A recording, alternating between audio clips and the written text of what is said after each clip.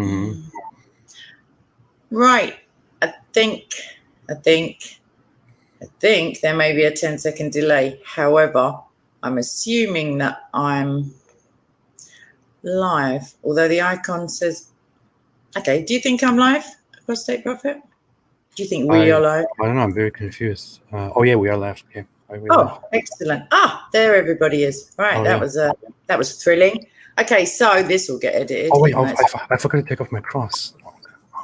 Well, now everybody knows. That's it. Closer to the heart is always better. Okay, everybody knows. We have to stop the stream.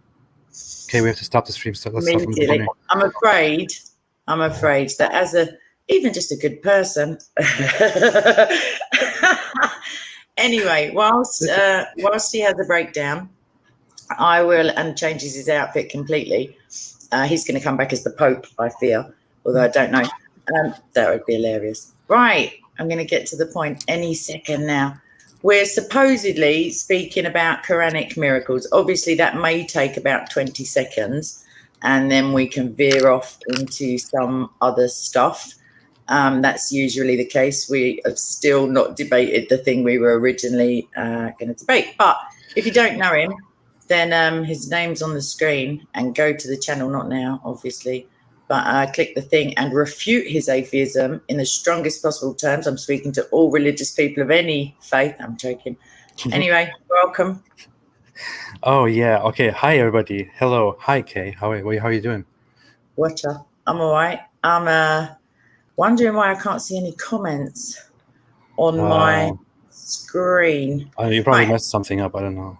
Most probably, but I have to move my camera because I can't. Okay, right. Let's just shuffle that along there and edit something or other. That's what it is. It's private. Now it's public. Once I've set the I think you messed something up here. It says we are live, and we are live. I see us, but it also says here private. Do you have two streams at the same time going on? Oh, no, I just changed it. Oh, this is out. This is why I don't do live streams with other humans.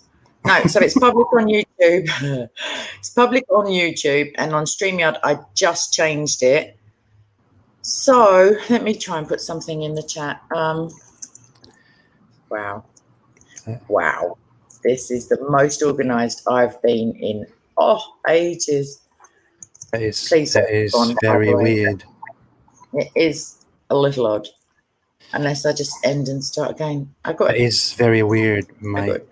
Yeah, no, everybody's saying we're live. Okay. Oh, now I see all the comments. Oh, amazing. Now I see everyone. Now, how do I get rid of that thing? Oh, that's it. All right. Right, anyway, just talk among yourselves whilst I stop being a Luddite.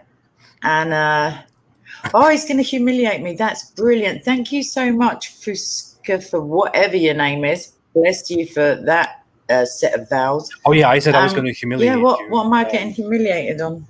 Or is this slander against No, I did make a community post before in which I said that you were trying to forcibly convert me to Christianity and that I destroyed you and that I will humiliate you or something like that. And I think that's what the reference is about. And I will, of course, destroy you and humiliate you. Like feedbacky stuff, and you're quite frozen. Really? Other than that, it's all going swimmingly. This stream is such a mess. What's going on? It's all because of me, probably. Hello? Hello? Hello? Okay. What? Oh, lovely. I love all that. But I thought you said destroyed as in past tense, and that would be ridiculous because I can hear you, but very slowly. There was just a huge delay between you and me. I don't know what the hell is going on. It's like I know you were frozen, speaking really like a retard, like slowly telling me how you destroyed me.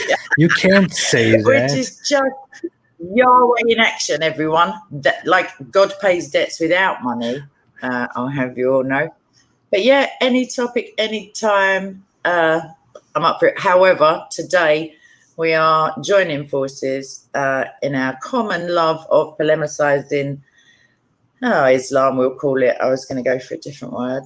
But off the top of your head, can you think of any miracles whatsoever in the Quran? Yes, I think about the miracle of the fact that the Quran is taken seriously by so many people in our time. I think that is one of the greatest miracles that we have.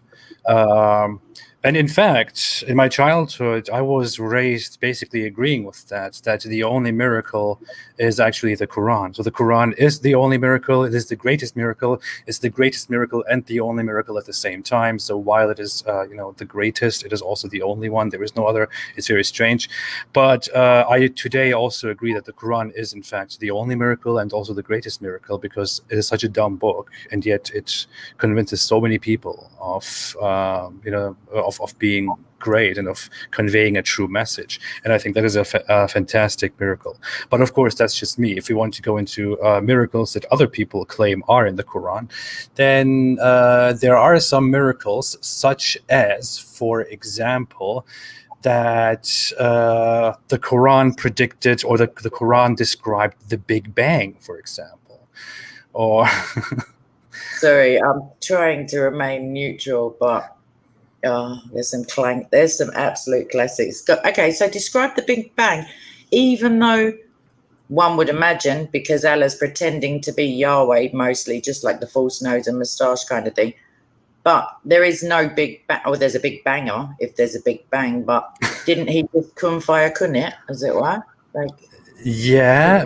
Well, according to Islamic belief, according to the Quran, Allah just said, "Be," and then everything came into existence.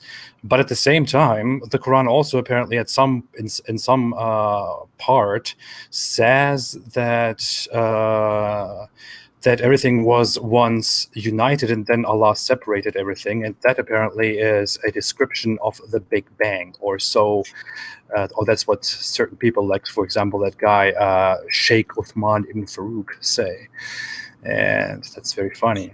However, in Surah 41:11, as everybody knows, I'm sure, I just throw off verses here, like just out of my memory, in 41:11, Allah, Big Al, as I like to call him, says to the earth, which is already called the earth, even though it hasn't been created yet, and the smoke, he doesn't say kun, and it fire kuns, or whatever it is in Arabic. He just says, am I going to have to force you, or will you come willingly into creation? They obviously speak imperfect Arabic, or perfect Arabic, like they're eternal also, because they're just sitting there prior to being created.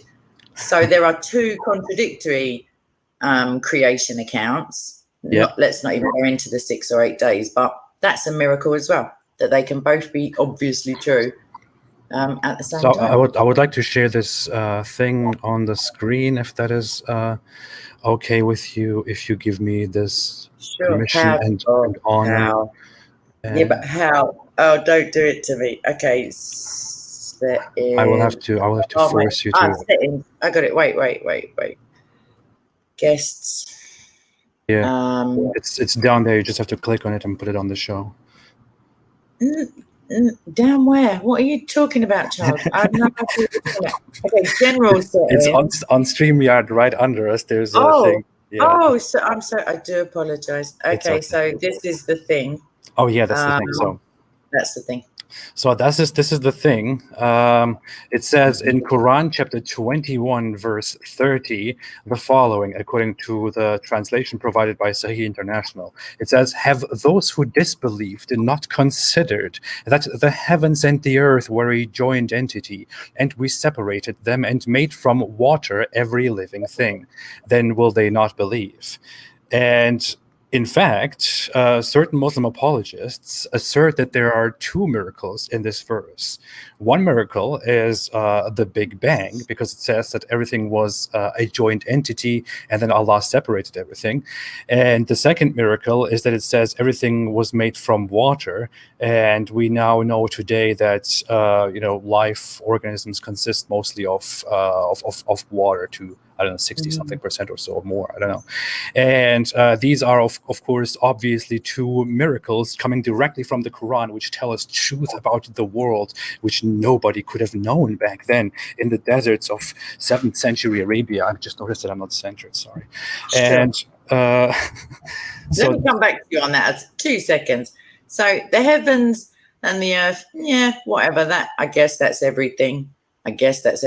However, every living thing, I mean, if that includes Adam and Eve, then I think there was a clot involved, or a sperm, or a piece of mud, or I don't remember it being water, to be fair. Also, when Adam and Eve were like just chilling, as it were, in Jannah, the same Jannah everyone else is going to go to eventually, didn't Allah mention like someone else running around on the earth who was gonna, I can't remember the details, who were like, they were disobedient? And I think there's one of the words in Arabic denotes that it's a non-human like pronoun when he says to Adam or Eve or both of them, basically we can just get rid of you lot and like make new ones. Yeah.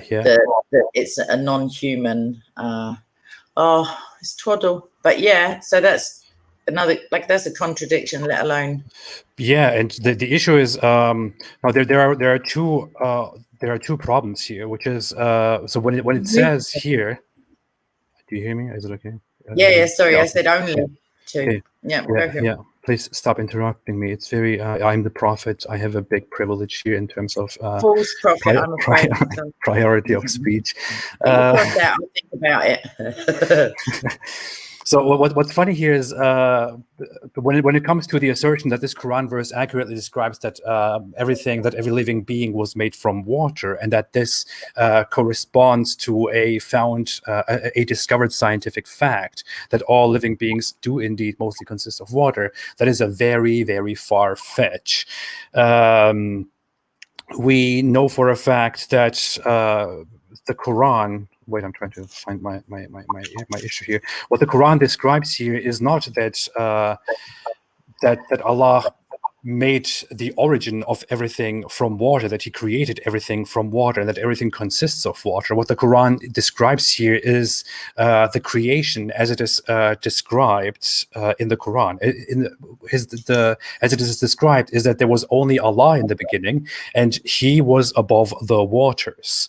And then, as he was above the waters, he then created the heaven and the earth as an entity, and he then separated that blob of the heaven and the earth into two separate entities, spread the earth, made it a flat ground, and made the heavens 7 levels above which he placed himself. So that's what this actually describes.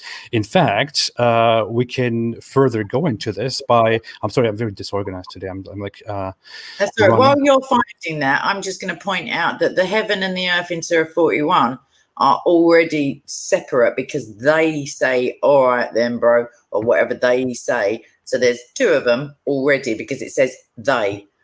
So that's the one thing. The 7 heavens, and he's like plonked at the top, he has to nip down to the first one, surely, or the 7th, whichever way around he's ordered the floors. Yeah, I'm not buying it. Convince me. Yeah. Let me get to it. So here we see in chapter 71, verse 15, for example, that the Quran says, "Do you not consider how Allah has created 7 heavens in layers, or above each other? And Allah has caused you to grow from the earth." Just a second. I am actually trying to get to that one hadith. I will get back to that. You can keep talking. From the earth and the water, then. So the earth is pretty different to the water, and a clot is pretty different to a clump of earth, and a clump of earth is quite different to a sperm. I mean, if you don't think it is, please don't have sex, anyone. So those things aside, while you're just finding, I mean, even if modern science seems to affirm like some broad claim, if the Quran itself doesn't pick up on it, it's not a miracle of the Quran. It's a miracle that eventually all sorts of nonsense can be confirmed and maybe then disproved, like by science, which is not like absolute truth. One miracle that I've got, hold on to your hats, everybody. I just can't believe this one. That in the Quran 2, so Surah 2, Ayah 233, quite a long chapter it seems. Mothers may nurse their infant for 2 years. You read it here, or you heard it here first. And apparently, science, love a bit of science, I do. They've said, yeah, go on then, 2 years is all right. Like, that's optimum. And apparently that's a miracle. No one's like even stopping to think, because this is from like Dawa or, you know, like, I don't know what you call them, Islamic websites that go, oh, can you believe this? But the fact is that, what do they suppose? This isn't like Adam and Eve knowing about the 2 years of nursing. This is women of the Qurayshi, I guess, or whomever, who've had loads of ancestors, loads of women round them, potentially not even 50% of a brain. But like things get known among women, you know, just like tried and tested. There's the kids over there who you fed for a year.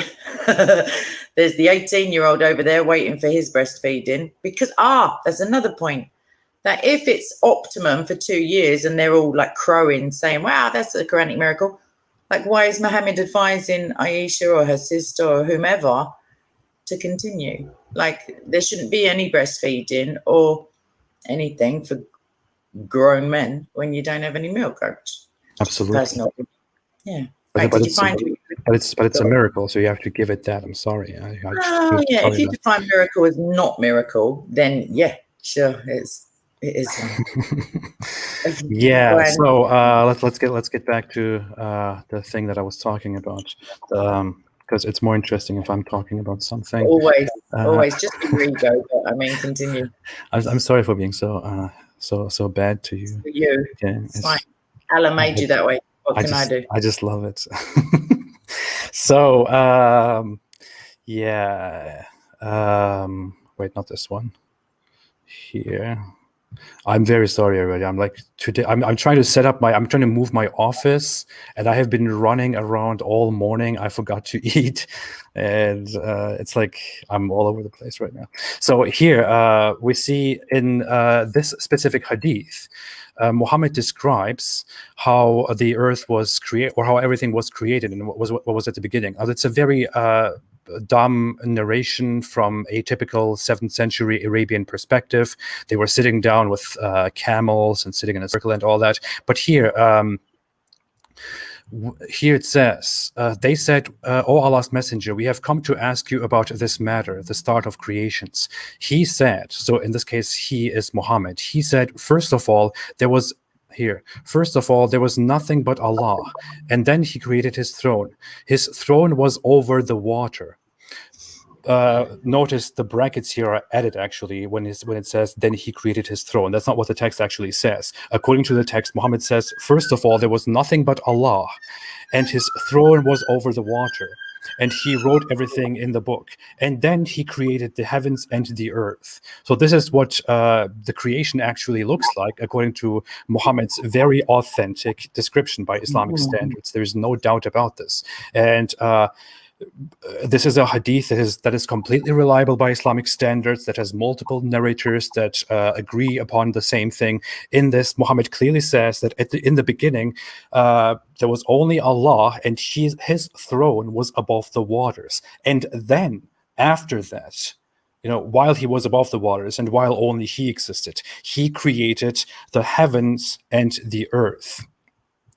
So when we go back into the Quran, we see that Allah in that verse creates the heavens and the earth and separates them. We see then that here, for example, in chapter 22, verse 65, he says, and he restrains the sky from falling upon the earth unless by his permission. So the sky refers to this ceiling which is above the earth that Allah created. We see here in chapter 22, verse 63, where it says, do you not see that Allah has sent sent down rain from the sky, and the earth becomes green. So so we have this literal thing where the ceiling is the sky is a ceiling above us, above the earth, which Allah created and flattened and spread for us to walk on. And from above that ceiling, from above that sky, Allah also sends water down. That's how the Quran describes rainfall. Rainfall is something that happens by simply water evaporating, going up, falling down on us again through clouds. And the Quran, of course, since Muhammad and his people did not understand how any of that stuff works, explains that by saying Allah sends down water from the sky. And before any of this existed, before the earth and the ceiling existed, Allah was himself above the water. So water apparently surrounds everything. That is what this Quran verse describes. There is no hint at some Big Bang or any of that stuff at all here. Also, call me a pedant, but if he's sitting above the water and the heavens and the earth have yet to be forced into existence or blackmailed in or created out of thin, not air, because we're talking about the heavens, what is he sitting in? He's sitting on a throne. But if those brackets were taken out of the first one, it means the throne is a part of his body, because in the beginning was only Allah. And on his shin or on his two right arms or on his throne at least was above the water. But on what would be is it suspended in midair? Because if it is, the air hasn't been created yet. So it's it can't be space either, because even without air, because we don't know where that narrative comes from. Nothing other than the water. Well, the water is new because it's not eternal, but the smoke and the earth, I'm still arguing, are eternal, because there's no story about, not at least in the one where he's having a chit chat with them. But okay, so yeah.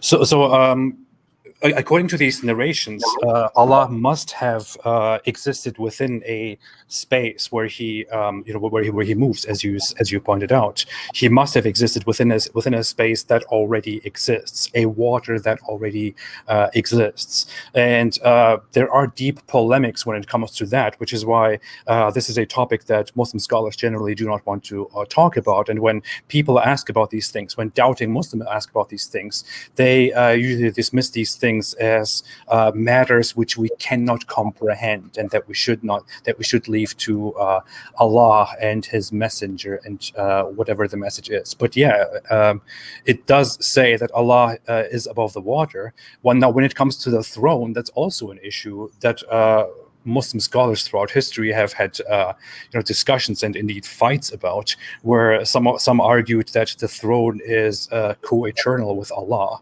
that it exists with Allah, that it is a part of Allah, or that Allah created it for some reason, or that it is merely metaphorical that it's metaphorical to point at his might and his majesty. Maybe his shin was aching.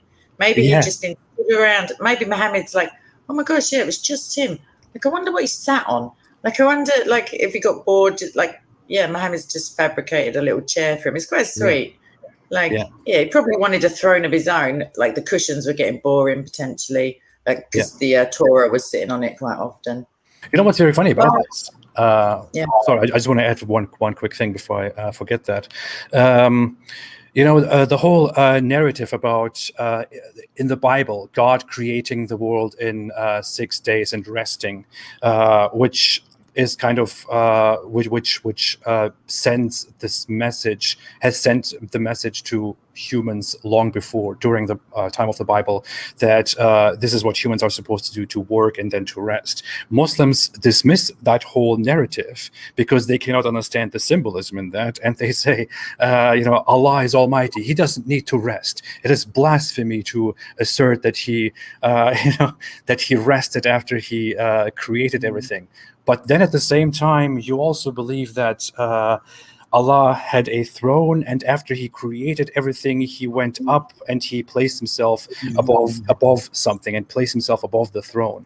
If the whole narrative about Him symbolically resting is such a big issue to you, why is it so acceptable at the same time that He's sitting on a throne, that He goes up there? And it's very strange. Maybe it's some sort of majesty they're trying to imply.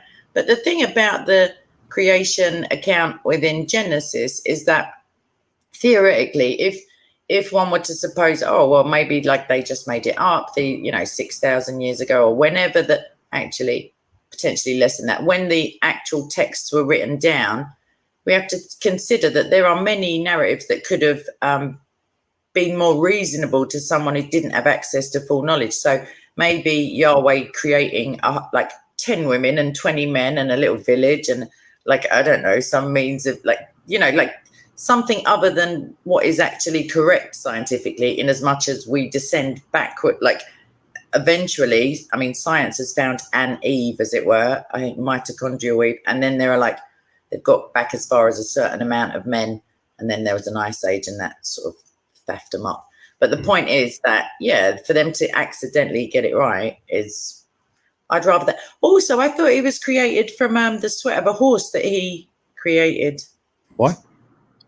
There's a hadith that says that Allah created a horse. He made it to run. The horse sweated, and from the sweat, he created himself. There's such a hadith. I don't know about that hadith. Yeah, we made a video about it in Speaker's Corner. So, because originally we could only find it in Arabic, but then, we found it. So I don't know where the horse was behind the throne. Maybe he needed the throne to hide the horse behind or tie the. Who knows? Who knows? I have an issue with all the accounts of how Allah created things and what He uses, like in the Quran verse that we talked about, where Allah, separated the heavens and the earth. You also find that afterward, you also find that He has His book with Him and He writes everything down and wrote everything down. Mm-hmm. And why is that a thing? I mean, has he got a bad memory? Maybe. I've got, a piece of paper with my stuff written down here. But I mean, I might understand the symbolism of referring to it as a book, but it is literally a belief that there is a book with Him in heaven that has existed from pre-eternity, where everything is written down, where He wrote everything down, and it just feels like that's a very strange narrative. Is it ongoing? Is it an ongoing, minute by minute book? Is it covering everything, or is it just the creation, or is it everything? Just what he wrote everything from the beginning to the end, just everything written. Yeah, this moment is all written down. Yeah. Wow. Yeah. Wow. I'm famous now. I'm in the book. I know. Dude. I wonder what he made it from. He didn't have any parchment, did he? Or any water? He made it from water. I just remembered. I do apologize. Yeah. So he wrote down Kay would have a live stream with Apostate prophet, and they would talk crap about me and my book. Mischief in the land. Yeah, and as a result, I would punish them and all that. He wrote that all down. Yeah. Brilliant. I got another miracle for you. I got a few, actually. Hang on a minute. I'm not going to share the screen. I'm just going to read it. But I have got, I'm considering this a miracle, to be fair. This, when my computer decides to play ball with me. Yes. So this is a miracle in as much as, if anybody knows philosophy or logic even, 3 contradictory statements cannot all be true at the same time. And I realize that someone at home is saying, but Allah's a deceiver. He's the greatest one. But that aside, where is Allah and His throne is like a topic of conversation or statement within the Quran. So in Surah 50, ayah 16 rather, Allah is nearer than the jugular vein. So we're going with nearer than that to your heart or mind, I don't know. Also, though, in 32:5 and 70 ayah 4, He is so far away that it takes between 1,000 and 50,000, quite specific, years to reach Him. And then the third true thing about Allah, and these are all coinciding in the one reality paradigm. In 57:4, He is also on the throne. And let's not forget that the throne, He's always actually on the throne, even when He comes down to the lowest heaven to hear the prayers of the faithful, because He's got poor Wi-Fi. Just really look at that hadith. I love that stupid hadith. It's nice to have an interest. I can look at that. I can actually put that hadith on the screen if I can open it here quickly. But it's one that I talked about before, which I think really reveals the ridiculousness of Islam and of Muhammad's understanding of the world around us and of the Islamic understanding of Allah, actually. I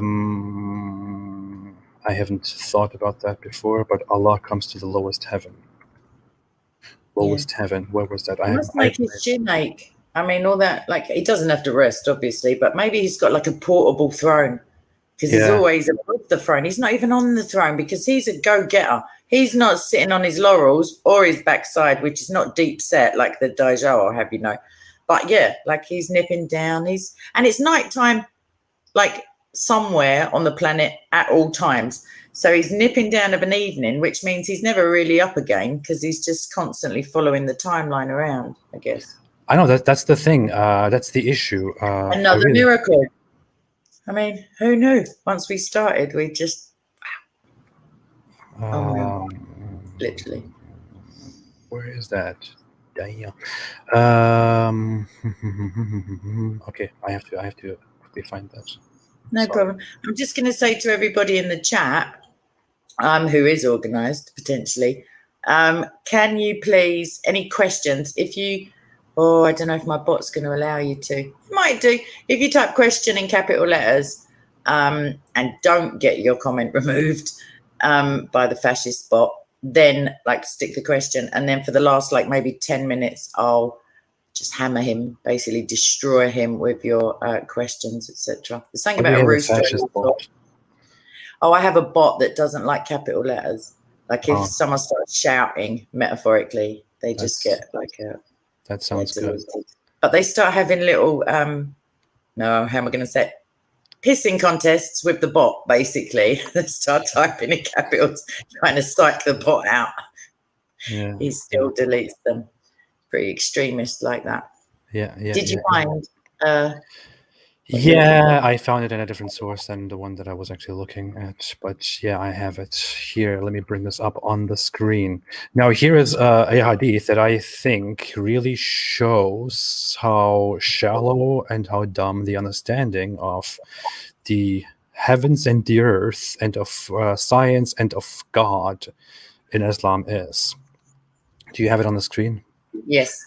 Okay, so here's Sahih Muslim, book 4, number 1657. This is only one example. There are multiple of these hadith that basically convey the same thing. Here it says, Abu Hurairah reported Allah's messenger as saying, Allah descends every night to the lowest heaven when 1/3 of the first part of the night is over, and says, I am the Lord, who is there to supplicate me so that I answer him, who is there to beg of me so that I grant him, who is there to beg forgiveness from me so that I forgive him. He continues like this till the day breaks. I didn't know that one. God, he must be, well, not God, but he must be so bored. Like vain repetition, Christians are told to like avoid that, like Allah. But I mean, like what, he comes down every night with the same lyrics, like he's just nipping down in the first part of the third part of the second part of the 7:20 of the evening. But then surely in the next village across or the next continent, whatever, it's still what is it? 1/3 of the first part of the night, and everybody knows what the first part of the night is. I mean, don't clarify or anything, Abu Hurairah. I mean, that would just be ridiculous. But there are two big issues here. Like one is why in the world is Allah descending every night to the lowest heaven so that he can listen to our prayers and look and be like, hey, who's going to pray for me? Who's going to pray to me? Whom can I forgive? Please pray and let me forgive you. Why is he doing that every night? Why does he have to come down physically? Where exactly does Allah physically come down? And this is a very authentic hadith. There is very little that you can contest about this.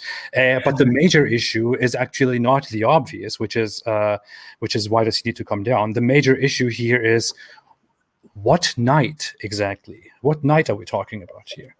I mean, there is no But there is no night. There is no part of the night. There is no third of the night.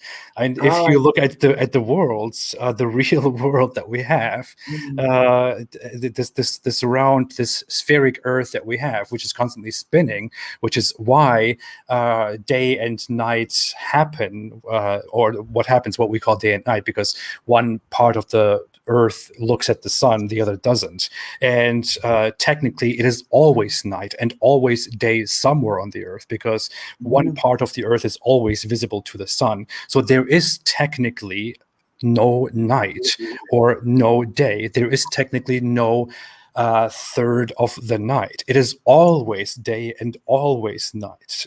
Night and day is only from our perspective. Let me just clarify. Are you saying that the sun does not set in a muddy pool? Can you just say it outright for everybody to hear your blasphemous nonsense? I know this is problematic. I know this is controversial. I know I will get a lot of hate for this. but the sun does not set in a muddy spring. Stop this stream. I can't take it. I can't. Well, you're saying the sun doesn't rise or set. It's because we are rotating as we go around, and the moon. Yes. Wow, you heard it here. Well, not first, but second. The sun does not, as Muhammad said, the sun does not go somewhere to its resting place at sunset to pray to Allah and ask for permission to come back in the morning and rise again. It does not happen. I'm sorry to say this. I'm sorry to disappoint everybody, but that does not. You don't look sorry. So. I look sorry inside. Yeah, what the sun does is it is right there, and we are revolving around it, and we are spinning, which is why those things that we call day and night happen. And in the face of these brutally shocking truths that I have just revealed to the world, how exactly, when exactly is that night, or 1/3 of the night, where Allah comes down to the lowest heaven? How exactly does that happen? I reckon it's about 8 p.m. just because I believe that potentially 6 p.m. is the beginning of the night, and midnight is obviously the end of the night, because then it's the morning again. So I reckon potentially he's saying, I nip down every night at 8 o'clock after maybe his last cup of tea for the evening. He doesn't want to be up and down for the toilet because he's up and down for the weird statements. And apart from that, I know this is English, and like I've only been learning Arabic for 20 minutes or not long. But the fact that he says over and over, I am the Lord, if there was just a comma there, for Christians, that would be him saying Yahweh, God. Like not I am Yahweh, but just he's nipped down to do a proper prayer because he's sitting up there on his throne all on his own because there's no triunity. Just thinking, oh no, what have I done? I've made out to be God. Oh no, they're going to find me out. Oh, look at me shin, it's hurting. Ow. Like, potentially. It's so funny. What Allah is technically doing is, what He's basically doing, if we compare this to our own context, is me just going into a room and thinking about other people and speaking to myself and saying, I am the Lord, I am the Lord, I am the Lord. Who's going to pray? Who's going to pray? Why are you giving to this? What do you mean, like, when you do? You do? I know you do. I am the prophet. I am becoming what's name. Why is Allah doing this? He's such a weirdo, isn't he? Like that's exactly, you've answered your own question. The fact that he wants people to beg him, like, it's very humanistic. Like, it's very Mohammedan, if Muhammad's a real dude. Like, why is he asking rhetorical questions when nobody can hear him for a start, other than maybe, I don't know, like jinn and angels? Or how come there's no angel nipping down with him to answer him every night? Because they must be getting pretty bored of the empty throne unless he brings it with him. Oh, you could go on for ages. I got another one because we've... Wait, so I quickly want to say this. It is soon, where you live in the UK, it's soon the first part of the night. So Allah will soon descend. 5 minutes ago, he's gone. I was listening, but I didn't hear anyone. If I was to walk out at 8 p.m. and heard that bit, it still wouldn't mean anything because he said it in Arabic. Yeah, and he descended there. He goes on all night until the morning. Yeah. Oh, wait. I've just checked. No, he's and not. at the same time, while he comes at the beginning of the night there to you and stays until morning, he also comes here in America at the beginning of the night and stays till morning, and also in Australia at the beginning of the night and stays till morning. Also in Iceland and in Africa, he's always everywhere coming down at the beginning of the night. Yeah, within Europe. So we've got places that are 2 hours in front. So it's 8 p.m. here. It's already 10 p.m. So he's already been over there 2 hours. He's getting a bit like hoarse and that. And then he's like even though he can't enter creation, let's not forget that part. But he does enter creation, but he can't enter creation, but he does, but he can't. So that's not contradictory. But yeah, I mean, bless him. This is actually a logical miracle. What this means is that Allah is constantly down here. Rubbish. Oh, sorry. Yeah, talking rubbish, constantly here, praising himself and listening to us.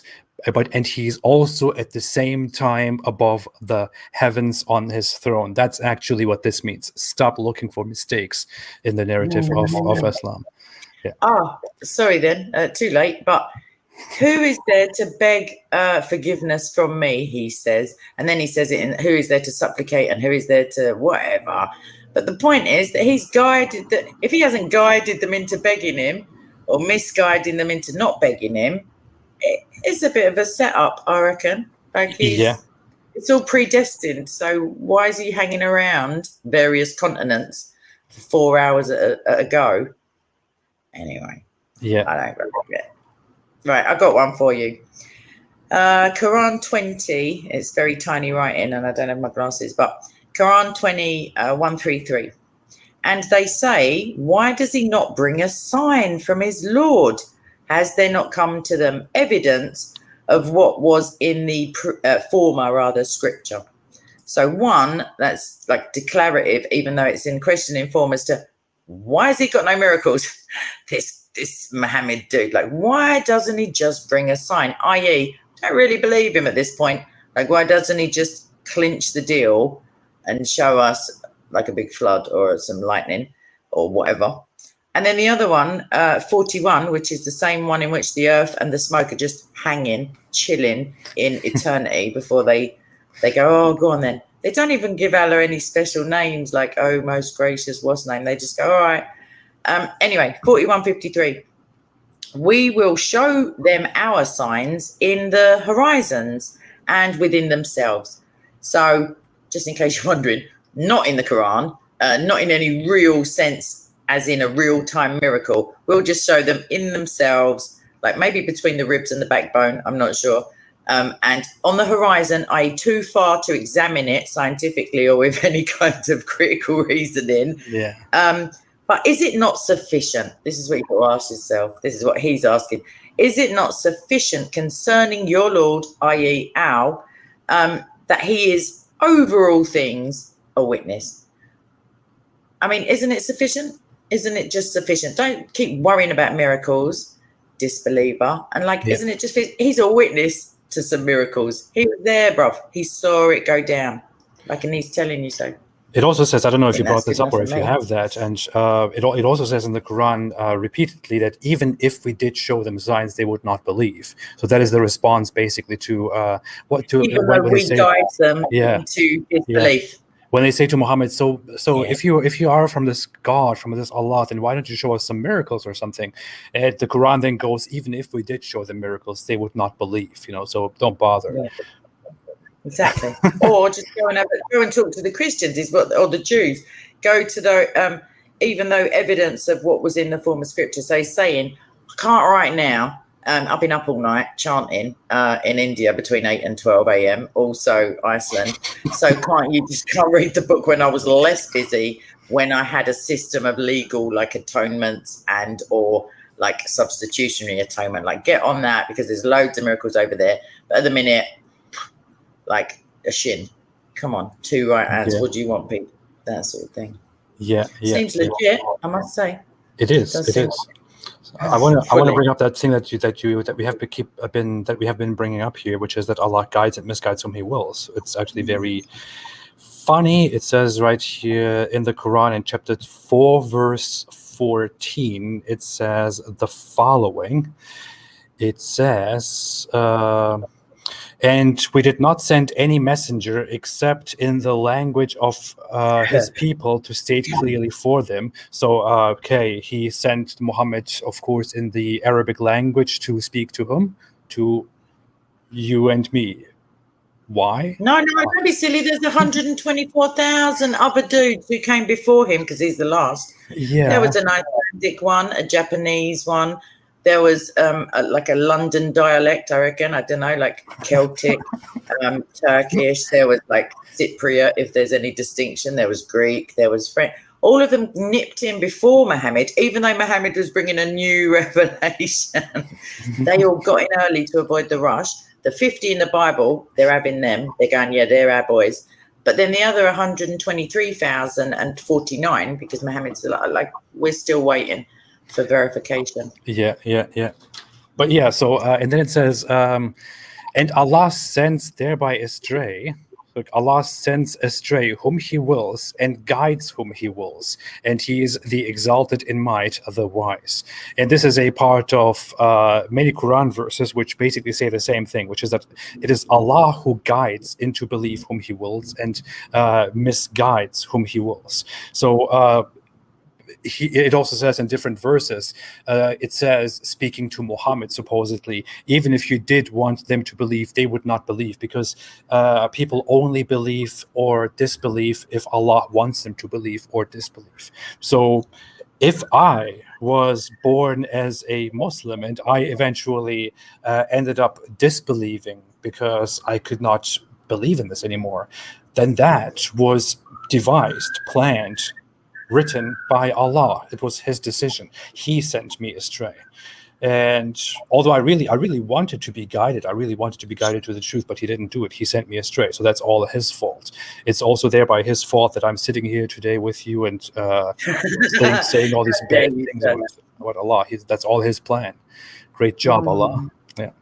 Yeah, well, I mean, you wouldn't have got to know me. That's obviously like where He's guiding you, because hashtag Jesus. However, further to that verse, He also says in another place He guides who He guides, and yada yada, misguides who He misguides.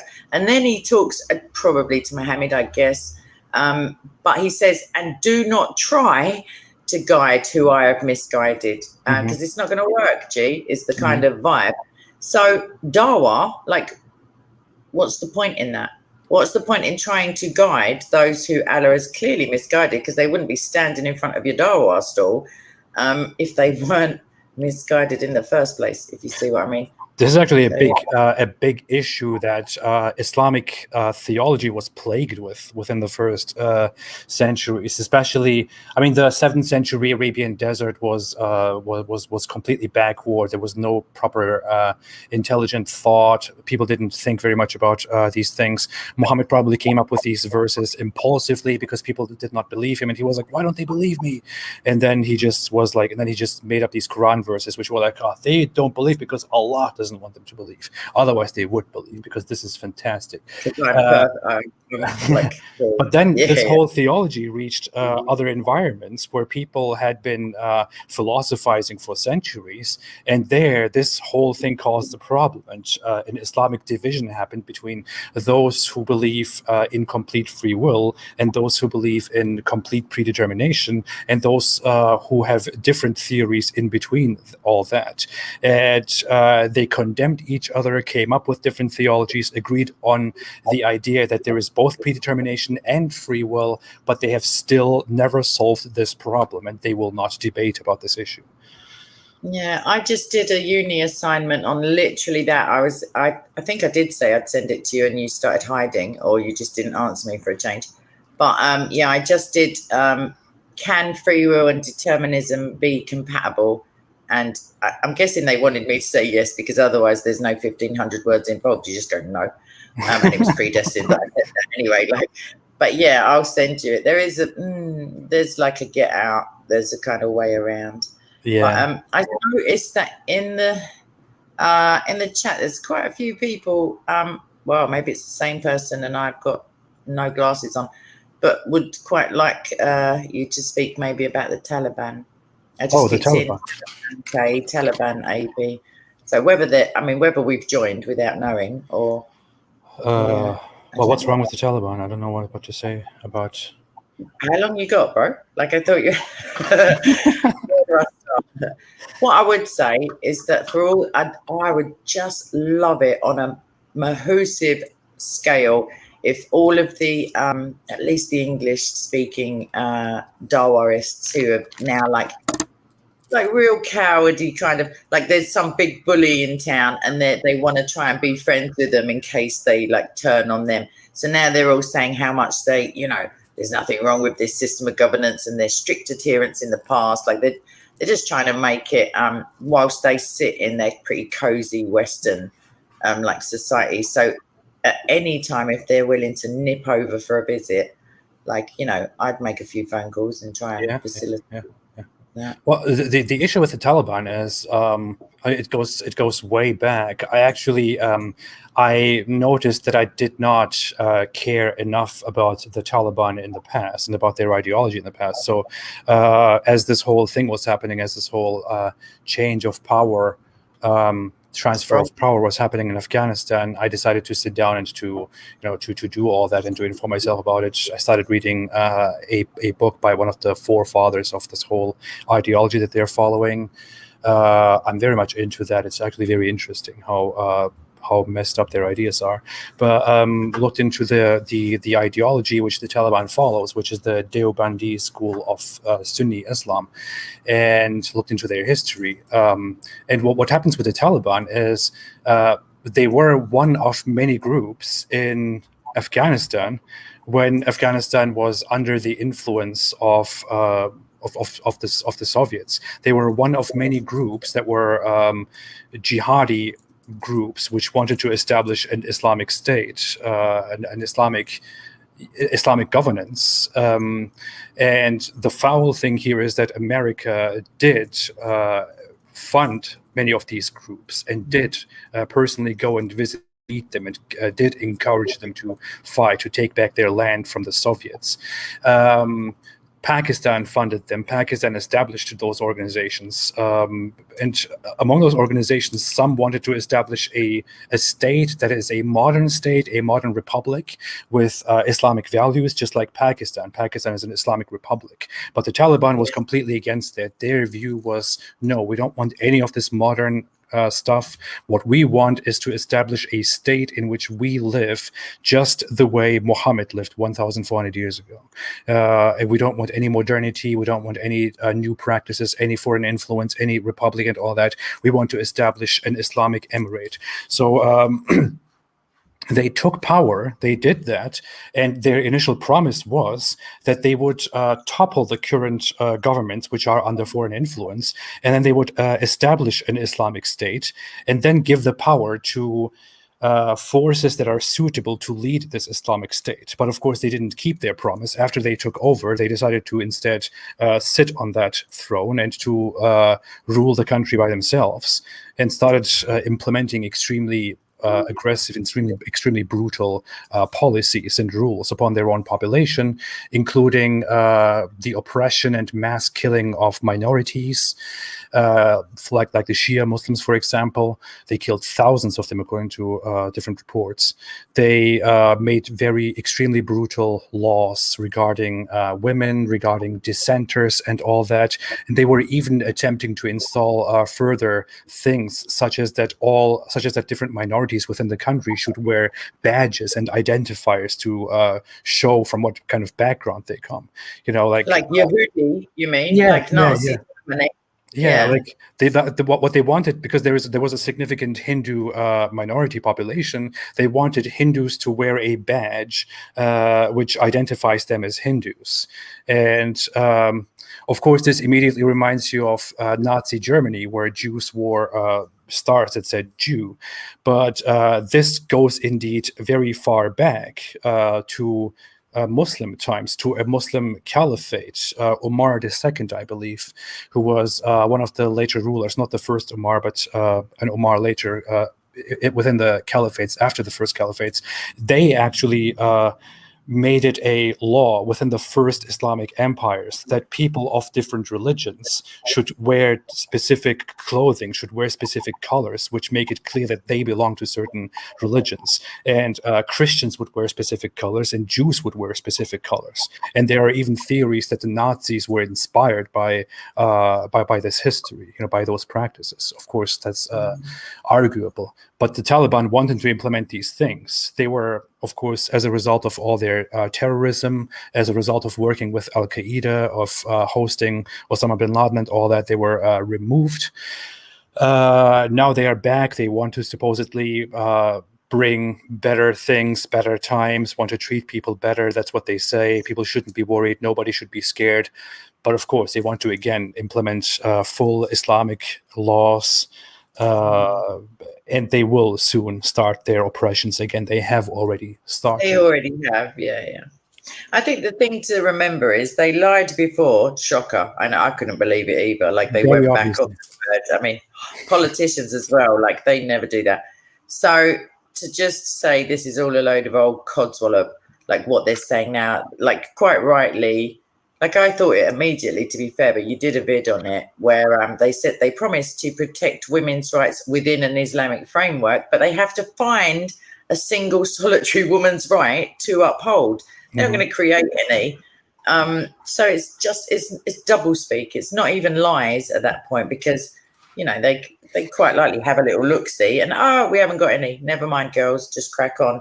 Like, oh, by the way, come home quickly because we can't go to work. And defacing like images of women in public, etc. Somebody in the chat just asked me, how do I feel that the UK will protect Afghan ex-Muslims, I think, because now the comment's gone. The short answer is I don't necessarily think we will. I think we have already said that we're unable to take children whose parents aren't accompanying them. The scenes that I've seen, the people who died in stampedes, I mean, it's not the sign of a populace that are overly happy with the new regime. It's not really a good PR look that, there was one girl I read like a brief interview with her and she could speak like English very well. She'd helped other people to get through. However, she didn't have the correct visa or the correct get out of jail free card or whatever it is they're going with now. And so potentially she's going to be forced to not retreat, but to turn around and go back towards where the Taliban are just openly beating people and, summarily executing people, basically. And that's not to mention, just the kerfuffle and the misadministration and the Dominic Raab and politics is not like, I think that, I think prayer is obviously you can just roll your eyes in a minute on cue, but I think that there are waiting for governments to help people is potentially a long wait. However, the UK will take over the next X amount of years, I'm sure I read 20,000, could be more, refugees from Afghanistan. But what I would, it sounds pretty callous. I would try to nip it in the bud, like remove the head from the snake, as it were, because we've already been through this whole cycle. Fair enough, America facilitated the Islamization and the yada yada because of Russia and the Soviets, and it was all very dramatic and really important because it's America and Russia, and it is like basically the the theme of the Rocky movie, one of them anyway. Like, so I mean, whatever you think about that, we are where we are, and if not now, when are we going to sort this out? And when I say we, I just mean like rational, decent people, not necessarily politicians, but whilst there remain in Afghanistan people who are unhappy enough to risk their lives and to throw babies over barbed wire, trying to get them to Western military. And while Biden is saying, maybe now we're going to leave some guys in there just for shits and giggles. I don't know why, because he talks little sense. I think that the answer is not to like some big diaspora of Afghanis all over the world, because why should they lose their homeland because some cut-rate ISIS have decided they're going to try and play PR? But enough about that. And also, while we're at it, Nigeria, like genocide, #1 place in the world to be killed just for going, I love Jesus. Like, that's enough. That is it. And no one's flinging open the doors for them, or, you know, there's no mass media coverage of any of the genocide of Christians. Not that it matters to me. And mostly the Christian, I'm going to shut up in a minute. The Christians in Afghanistan are mainly ex-Muslims. So they're just like, they've got them coming and going. They're in trouble either way. And meanwhile, Nigeria is in Africa, and nobody cares about Africa. So the untapped minerals in Afghanistan. Oh no, what are we all going to do? Like, it's just so cynical. Yeah, but so that's my answer. Even well, there was a thing. I mean, the Taliban, of course, as soon as they took over, they started spreading a few messages, a few footages in which they apparently reassure the women of Afghanistan and the population of Afghanistan and say, hey, you guys have nothing to worry about. We forgive everybody. Go to your homes, go to your work, and all that. And of course, very, very nice moves, very nice image that they presented there. Let's just forget about decades of atrocities. Let's forget about mass killings. Let's forget about beating women in public, executing people in public for things as simple as spraying a perfume on yourself. Let's just forget about all of that. Let's just believe them when they come in and say, hey guys, you know, we care about you. We forgive you. We will not do any bad things. They will do bad things. I mean, the Taliban will mismanage Afghanistan. They don't know how to manage a country. They are people who lived in caves for decades. They have a strict certain ideology. One thing that needs to be pointed out is we sometimes say that the Taliban is real Islam, for example, that they're close to real Islam. But there is actually more to this, if we want to be fair and if we want to be more detailed, which is that the Taliban makes sure that they practice Islam fully and that they implement Islam fully. But there is no denying the fact that the Taliban also adheres to a specific school of thought and a specific movement called the Deobandi movement, which originated in India and spread to Pakistan and Afghanistan. And the Taliban has a very strict ideology, which consists of uniting that Deobandi ideology, which is a very fundamentalist and mainly intolerant one, with their own strictly traditional values in Afghanistan. And what they have always believed in, or what they have always preached, is that under Islam, women are basically slaves, you know, and minorities are not supposed to exist. So when they say the rights of women and the rights of others will be protected within the limits of Islam, what we have to consider is that it is both within the limits of Islam, which does not sound good to all those who know about Islam. And on top of that, it is within their own interpretation and their own ideology of Islam, which is very strict, very fundamentalistic, very barbaric, very brutal. And I mean, in the face of all of this, I don't have much hope. We'll just have to watch and see what happens. I believe soon it will all start going downhill very quickly. And yeah, that's what I can say about that.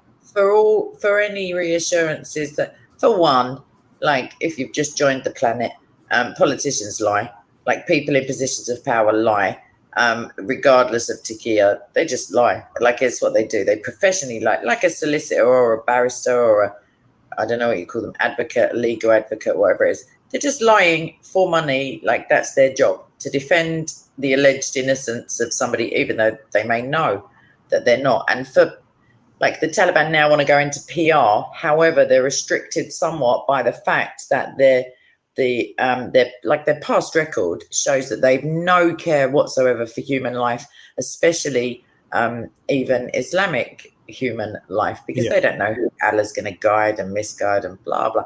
I don't think they believe half of it, to be fair, although they do wear silly outfits.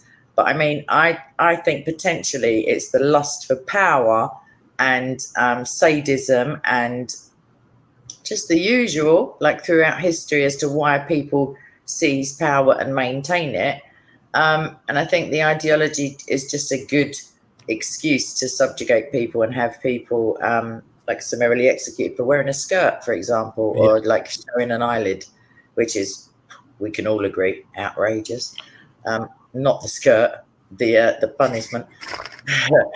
But yes, so any other questions? Somebody commented, Islam is the truth. I love a bit of comedy. I really do like a laugh sometimes.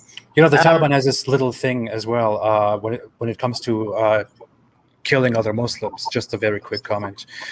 They abide by this certain idea which originated over the last centuries, but which was amplified by certain scholars within the last 100 years as well, which is that since there is no real Islamic population, a real Islamic society in existence, meaning an Islamic society that is led by proper Islamic values and an Islamic caliphate, that means that an Islamic society and therefore an Islamic population technically does not exist.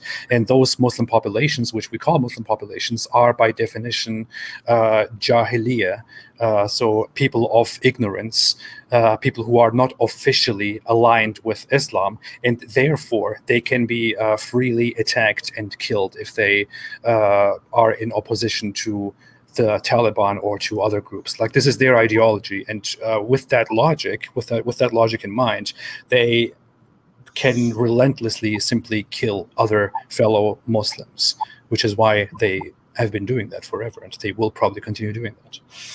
However, if they're going by any sort of scriptural, basis, the fact is that Christians, or those who follow Isa, even more specifically, because I don't know those people, but allegedly Christians are going to be made superior until the Day of Judgment. There's proper Sahih, genuine, authentic, and at which point Big Al is just going to sort our little squabbles out between us. I can't wait. It's going to be hilarious having a shin trying to tell me about Catholicism, for example. However, if it's a serious topic, if these big beardy blokes who are running around killing people and taking over countries, when Biden said, no way, dude, they're not taking over, 20 minutes ago, then, or just before it happened, they had a timer. Either way, if they believe the bit that says fight the unbeliever, fight those, and fight to kill, by the way, more specifically, the Arabic term, there's another fight that could have been, fight for your right to party or whatever. But the point is that if they believe that the Christians, for example, are going to be made superior until judgment, what are they doing running around killing people for being Christian? Because surely they're just, Allah's guided them into the, I don't know, the nonsense talk, the right path, or the what's name. Well, Allah miscalculated things. He made a mistake. No. How dare you, sir? How dare you? Allah tends to sometimes make mistakes and miscommunicate things. It's they are aware. I like when Mary said to Muhammad, you can have any chick you like. Don't worry about if they're married. Don't worry about it. And then when the cripples and the elderly and the sort of kind of ugly girls started queuing up, Muhammad was like, hold on, I'm getting another message. Allah said, can you not bother me around about tea time? And can you just chill out, ladies? Or whatever the message was. Because the all-knowing God who's outside of everything didn't foresee the queues and they were getting in the way of the sheep. That's what Allah did before He created everything. Long before He created everything, He wrote it in His book. He wrote down in His book, people will come to my dear Prophet Muhammad, and then I will quickly say, hey, stop bothering my Prophet Muhammad.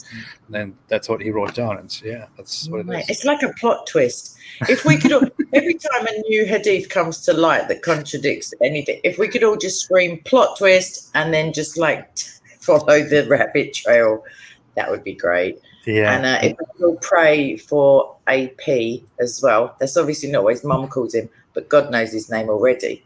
So, it is actually what my mum calls me. Chat. My mum calls me AP. Shush. What does it stand for in her mind? I don't know. I can't speak Turkish, otherwise I'll say something hilarious. But that is a cute Labradoodle. It is. It's a giant Labradoodle. He's a very sweet dog. He's kind of chilled as well. He's not even the Labrador is weak in that one. The doodle is maybe because Labradors are just bouncing all over. He can't leave me alone. He has to come on my. Obviously, even though you've got a small sausage in your hand, just trying to lure him across. Right. Any questions for the dog or AP? or me. There was one, to be fair, I did see your comment. Somebody asked, is Surah 590 and Surah 1667 contradictions? I'm going to go with yes, even though I haven't seen them. I because agree. Yeah, just on a feeling. But if you stick it in the comment section, whoever that was, I do apologize for not having your name. I will look into it. So yeah, right. Any other questions? Cannot wait. Let me ask a question to my dog here. So, what do you think about Muhammad telling people that dogs can be killed or should be killed? Look at the eyes that he just gave you. Literally, that was the answer. What do you think about that? What do you think about Muhammad killing dogs? It's like those little animal kids where they tell them they're adopted and they're like that. Okay, there's somebody called Rashid I think was trying to get you on Twitter. However, I would just tell. Brother Rashid, he's an Arabic speaking guy who has his own channel, a TV channel and stuff. So, well, he's trying to reach you on Twitter. So can you sort of pull your finger out, because you still haven't even accepted me on Skype? I mean, this get you exactly. It's a London saying. It means hurry, darling. Something like that. Yeah, we like code. So yeah, last questions, and then I don't know. AP's like playing with a dog, which is basically his level of interest in this. Yeah, black dogs especially. Although I'm going to go out on a limb. Terry Pratchett, who's not a prophet of the Lord, but is like one of my favourite authors, he's passed away now. He said, never trust a dog with orange eyebrows. You're welcome. So that's exactly. I'd go with that rather than kill dogs, especially the black ones. I think it's similar. Well, no, because I think not Terry Pratchett. I think Muhammad, if he existed, like reality be upon him, was a bandit, and therefore the dogs were guarding the caravans, and maybe he was just more scared in the night time of coming across a black dog, because obviously you won't trip over it before it rips your jugular out. So that's my thing. Yeah, doggies are the way forward. They wouldn't have all this nonsense, like if they could speak. But yeah. Okay, so Jabril, somebody's saying you're a bit of a puss and you're scared of Jibs, Jabril, and that's why you got a dog. And I'm asking, do you have a picture as well, just to like complete the set? I do. I'm really happy here because I don't have any angels coming to my house. Exactly, they're so inconvenient. Yeah. He's not very good at keeping people out of the house, but he keeps angels out, and I just love it. There you go. Especially the ones who are weighing up your deeds, because is it written in the book? What's the point in writing it in the book if you're sending a dude with wings to double check, and if he can't get in because of the belt or the pictures, there's my picture, or I can't even keep track of the nonsense. Yeah, he hasn't written it down. You're getting there with a clean slate. If you go from birth to death with a bell, a dog, and a picture, carrying them around at all times. Anyone who believes fairy stories. My house is clean. Yeah, there's Muhammad no was Allah. afraid. Ariane. Yeah. Did you? Dogs are so loyal and cute, and the opposite of Muhammad. I'd rather have a dog, but I don't have to make the choice. But yeah, such a shame. Right, further questions, comments, or what's names? Otherwise, I want to let the man go. I've taken him hostage. However, he still has the rest of the day to deal with, and I've got the evening. So somebody is saying whatever's on the screen any minute now. It's not working. Oh, yes, it is. That the biggest trick the devil pulled was trying to convince the world he never existed. J. Smith, capital letters. That's not Satan. Or J. Smith wrong about the existence of Muhammad. Oh, I see where you're going with that, Harriel. I understand. So Harriel is commenting that Jay's position, academic position, is that Muhammad didn't exist. However, Satan is known for convincing people of his non-existence in order to, I don't know, to do his thing, whatever he does. Yeah, I find it very unlikely that Muhammad never existed. It's a thought. Yeah. Sorry, I just. Yeah, but that's because you got suckered into it for so long. No, that's why. That's why you don't believe it, because that makes you even more of a sucker for buying it in the first place. Yeah. I understand the psychology of it. That's why you're like vaguely anti-God, because like a fake one got you hook, line and sinker, bro. You was in there dialing it up, like not drinking alcohol, nothing, no bacon sarnies, the whole nine. But yeah, we're getting in there. We're getting in there, peeps. Yeah, well, I already accept that I built my whole life on Islam and Allah, which was all just nonsense. So down in there. Now when you look back, yeah, it's all right. You got ages to cause a scene over there, like destroy Islam, as it were, and the rest of the time, I mean, just find the real God, sort it out. I'll start sending you verses. Yeah, try and destroy me on Christianity one day. Come on, you know you want to destroy me or something like that. No. Capital letters it has to be as well. No. I have already found the real God. Soft to even a vegan. Yeah. Exactly. Oh, he's on board. That crucifix was not ironic in the beginning. He's on board, peeps. Don't worry. He doesn't know it yet, maybe. But I guess people have already seen it in the beginning. With regards, so this is what was here in the beginning, and I couldn't hide it in time. But now I'll just put it away and pretend it never happened. Well, until the time comes. But so IslamicStateWatch.com says any update on police finding Hatton's attacker. I'm going to give everybody a couple of seconds to guess. Sorry, Basil. I'll get back to that. Yeah, it's a no from Plod. It's ridiculous because the amount of funds and the breadth, as it were, they had counter-terrorism people like heading it. There is quite a big allegedly search, but unless I'm very much mistaken, I believe I'd have had an update, and I haven't. You guys are such a useless police. The UK has such a useless, ridiculous police force. I'm sorry, no offense to the police officers, no offense to people who work in all that, but I guess they are taxes for them. I guess they are restricted by certain standards, by certain policies and politics, but it's just such a ridiculously useless police force when it comes to protecting their own people from stuff like ideological terrorism and threats and all that. It's so absurd to me. I don't understand it at all. It's like your own security forces, your own authorities, your own police is not able to protect you from very obvious threats. That's not correct, because if it's not ineptitude, it's not an inability rather, because and I guarantee you this, if it had, I know I can't do an inductive argument because it didn't happen, but if it had been a Muslima, all the better if she was in a niqab.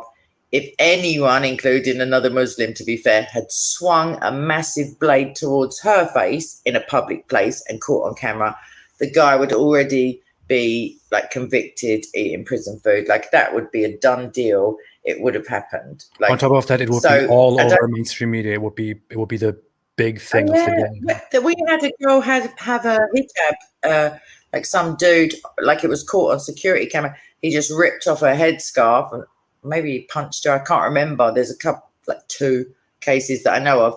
And there was, people were clutching their pearls. They were lifting up their skirts like in Tom and Jerry, like just the outright, like so, like as if it's not just an item of clothing, like to be fair. Like he didn't lift her skirt up. Well, I'm not justifying it. What I'm saying is let's all stop panicking now. Like it's not a crime against humanity to, you know what I mean? Like, whereas trying to stab someone in the face and kill them, I'm going to go with yes, that is. Doesn't matter the religion. Like, yeah, the police are tied by, the fear of being seen as racist is a massive one. If you remember the Rotherham grooming shenanigans. So, yeah, it's a sad state of affairs. But rest assured, if it had been a Muslim girl, it would have been a different thing. Wasn't there a guy a few years back? There was this one guy from somewhere in the UK, I don't know, who made it into the media because all he did was apparently he went into some public Muslim prayer house or something like that, or at the airport or somewhere, I don't know, and he went in there and he made this little joke. He pretended to pray and did like, "Oh Allah, Allah, take me! I'm flying to you," or something like that. Macarena, basically. And, and then he was arrested, or he was taken into custody for that, or something like that. I don't know, but simply for just doing that. I don't know. Maybe I'm remembering parts of that wrong. Maybe they took him into custody because he received death threats and the police wanted to protect him. For his own protection, But he did get in big trouble because he made such a video. And we have someone currently, I don't know if they're out yet, but we had someone at least in prison for, I think they put a slice of ham on the handle of a mosque, like the door handle. Uh-huh. Like there was something to do with pork. It was bacon or ham. So a foodstuff, horrified, shock everyone. A piece of food was put onto a door handle outside, like on the, periphery of a religious establishment. And the man is serving prison time. I mean, we've got rapists running about. We've got attempted murderers, casually sauntering around. But yeah, he put a slice of ham. It's true. He avoided the death penalty because, of course, we don't have that anymore. But I'm hopefully he's jolly sorry and he's learned his lesson. And next time he won't. Like maybe you'll just post it next time, to be fair, and not be there in person on the cameras. But yeah. Don't put bacon on the door don't put bacon on the door. It's a crime against humanity. Eat it. Don't put it on the door. Put it in a sandwich.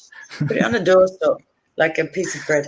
Anyway, the point is that we seem to be very overly sensitive, just veering in one direction for one certain demographic, because I often single out 1 billion plus Muslims. I know you do too. I mean, the bullying is just shocking. Mm-hmm. I mean, I think you should be ashamed of yourself, quite frankly. I am, yeah. No way. I don't. Somebody just told me that guy was killed, but I really hope that's untrue. That laugh was nervous. I'll look into that. If that is the case, I'm going to make a video on that with some bacon and a door handle, potentially. But bacon is nice, Amanda. Well done. Like truth. In the comments. Yeah, I know we've had people attack in our young offenders, Feltham, for young men. They put, I think they put someone who had a swastika tattooed on their forehead, which is always a giveaway, and a Muslim in the same cell, like locked them in against safeguarding protocol. And I think there was a murder or an attempted murder. So, yeah, Bart is saying it is true he was killed. I'm going to look into that because that's a shocking dereliction of duty just by the government, for one, convicting him, and for two, allowing him, because similar to Tommy Robinson, just locking people up with, like, your natural enemies, as it were. Or people who wish to do you harm, more specifically, is dereliction. I don't understand. The neo-Nazis and the Islamists have a lot in common. I don't understand. They do. Yeah. But then so do LGBT people who are always marching along. I won't say screaming, like sashaying along. I do apologize. And I don't know, like bigging up, Muslim rights and no to Islamophobia. It's just so ironic, like that they could potentially have the time to shout that as they're going from the roof to the floor. But I don't know if they'll, maybe they could sort the Taliban out, just the dress sense, maybe just trim up the beards. What I find so funny, I see. I've seen a few people, I don't know, white guys or white women, mostly, usually from America or from somewhere else, who seriously, even after this whole Taliban takeover, did say things like, we should not judge, we misunderstand, this is misrepresentation. Or some of them went and said the Taliban does not represent Islam. And we're talking about, and this is said by people who are not Muslims, who are some regular liberal left-leaning white people from America or from the UK or Sweden, wherever it is. And they tell us things like, hey, guys, don't judge, don't be racist again. The Taliban does not represent Islam. And I thought to myself... I thought to myself, it would be amazing if I could. I would love to organize a debate between that white woman who says the Taliban has nothing to do with Islam, and an Islamist like Mohammed Hijab or like Daniel Kikichu. I would love to organize a debate between them about does Islam have anything to do with this or not. I would love them to debate. Who would tell the truth. Yeah. I would love to. I would love that. It would be amazing. I should go. Okay, I should go. Thing is, there's like a professional. I know. Yeah, I'm just going to end on this. I guess there's like there's a class of people, or I don't know what they are, but they're liberal and they feel guilty, and there's some post-colonial stuff. And the fact that they say racism in the same breath, I don't know whether they mean that against Afghanis, because of course Islam isn't a race, and if it was a race, Muhammad would have been like second through the finish line. It's just pathetic, and Allah's only running on one shin. So I mean, let's not throw out race too quickly. But who does represent? Yeah, somebody is asking me who does represent Islam. If none of the people, surely it can't be some old guy who no one's heard of sitting in his living room doing his 5 thingies and his what's name and blowing his nose to get Satan out in the morning and checking his ears for urine. I mean, it can't be that guy. So it's got to be Boko Haram or ISWAB or Al Qaeda or Al Shabaab or any of the Owls, basically, or the ISs. But you know what? I represent Islam. I take this burden. I represent. You kept that quiet. You kept that quiet. I thought you were going for the papacy. No. Oh yeah. But you can't keep up with your delusions of grandeur. I'll have to think about this for a little bit, but maybe. But since nobody wants to take the burden, I'm happy to say I represent Islam. Maybe we can. I'm afraid no one can take the burden of another, although some will take the burden of another. That's straight out the Quran, no editing. So there's another contradiction and a miracle of logic that they can both be true. Yeah. Who knew? Okay. Right, so I'm going to end this stuff. And thank you very much for listening to us just with a non-scripted, nothing planned at all whatsoever stream.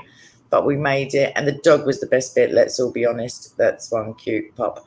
So, I'm going to end the broadcast. Wait, I see one thing that I quickly want to say something to, if that's okay. Go for it. Sure.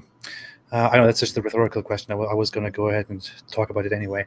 But Sarah Michael Ashraf said, last question, what does AP think about the work Gondal is doing regarding the neurology issue? This is actually something that I am sitting down and talking about with Abdullah Gondal, who is an ex-Muslim who is very diligent in researching Islamic scripture and hadith and Quran verses and analyzing the mental state of Muhammad and pursuing this whole idea of whether Muhammad had mental issues or not. And he put a lot of work together and also talked to experts on this whole stuff. And I really like what he's doing. And I have agreed with him to come together in a few months and to actually make a few videos on my channel or also live streams, and also include certain psychologists, psychiatrists, and neurologists, and together analyze certain reports about Muhammad and whether Muhammad was mentally ill or not. So I've got a brilliant. I started doing a series. Oh shucks, I forgot. I stopped halfway because it's like Muhammad and.